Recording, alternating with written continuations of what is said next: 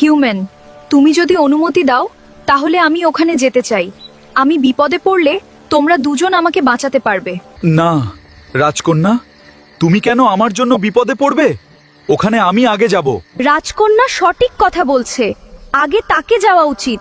সে আগে গেলে আমরা তাকে নিশ্চয় বাঁচাতে পারবো। ঠিক আছে, তুমি যাও রাজকন্যা, সাবধানে যাবে।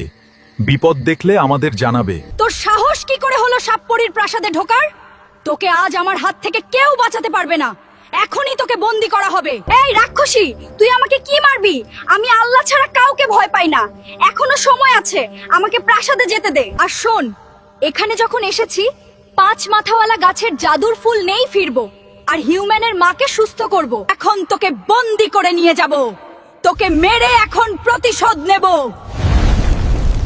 জিন, ওই রাক্ষসী তো রাজকন্যাকে নিয়ে চলে গেল। আমরা এখন ওকে কিভাবে বাঁচাবো? ওরা যদি ওকে মেরে ফেলে? হিউম্যান, এত হতাশ হয় না। আমরা যে করেই হোক রাজকন্যাকে বাঁচাবো। চলো সামনে যাই।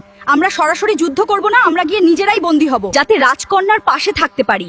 তারপর সুযোগ বুঝে রাক্ষসীকে মেরে ফেলবো আর পালিয়ে আসবো। জিন, রাক্ষসী তো আসছে না। এখন আমরা কি করব?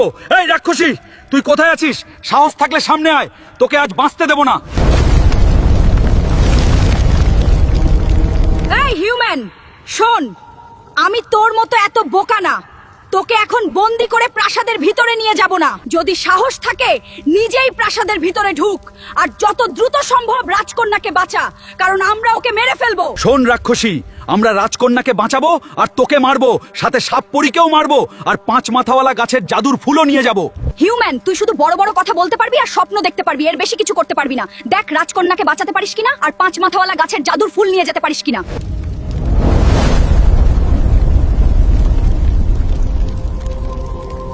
হিউম্যান, আমাদের প্ল্যান তো কাজ করলো না। আমি তো ভিতরে ঢুকতে পারবো না, জাদু দিয়ে আটকানো। তুমি একাই সামনে এগিয়ে যাও। দাঁড়াও, আমি কবিরাজ দাদুর সাথে কথা বলি। এই বিপদ থেকে কবিরাজ দাদুই আমাদের বাঁচাতে পারবে।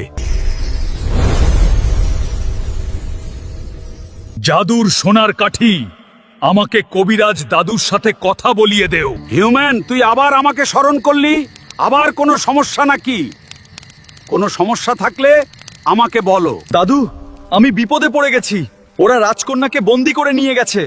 এখন আমরা সাপপরীর প্রাসাদের আরো ভেতরে ঢুকবো কিভাবে? রাজকন্যাকে একা ছাড়া ঠিক হয়নি। তোদের প্ল্যান কাজ করেনি। সামনে জাদুর দেয়াল আছে, তোরা ঢুকতে পারবি না। আর ওরা রাজকন্যাকে মেরে ফেলবে না। ওদের আসল শত্রু তুই, রাজকন্যা না। দাদু, তাহলে এর বেশি এই সাপপরীর রাজপ্রাসাদের আরো ভিতরে ঢোকার কোনো রাস্তা নেই নাকি?